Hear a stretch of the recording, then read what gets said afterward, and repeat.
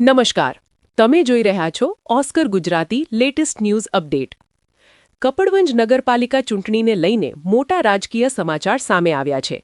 શહેરમાં ચૂંટણીનો માહોલ હવે દિવસેને દિવસે ગરમાતો જઈ રહ્યો છે. આજના સૌથી મોટા અપડેટ મુજબ વોર્ડ નંબર 5માંથી કોંગ્રેસના ઉમેદવાર મંસૂરી માહિરભાઈ સમીરભાઈએ ઉમેદવારી ફોર્મ નોંધાવ્યું છે, જેના કારણે આ વોર્ડમાં રાજકીય જંગ વધુ રસપ્રદ બન્યો છે.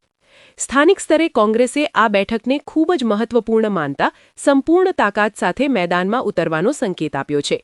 બીજી તરફ ભાજપમાં પણ ટિકિટ વહેંચણીને લઈને ભારે દોડધામ જોવા મળી રહી છે. માહિતી મુજબ 24 બેઠકો માટે 93થી વધુ દાવેદારોએ ટિકિટ માટે દાવેદારી નોંધાવી છે. ભાજપે અત્યાર સુધીમાં 23 ઉમેદવારોની યાદી જાહેર કરી છે, પરંતુ વોર્ડ નંબર 5ની એક બેઠક પર હજુ પણ સસ્પેન્સ યથાવત છે.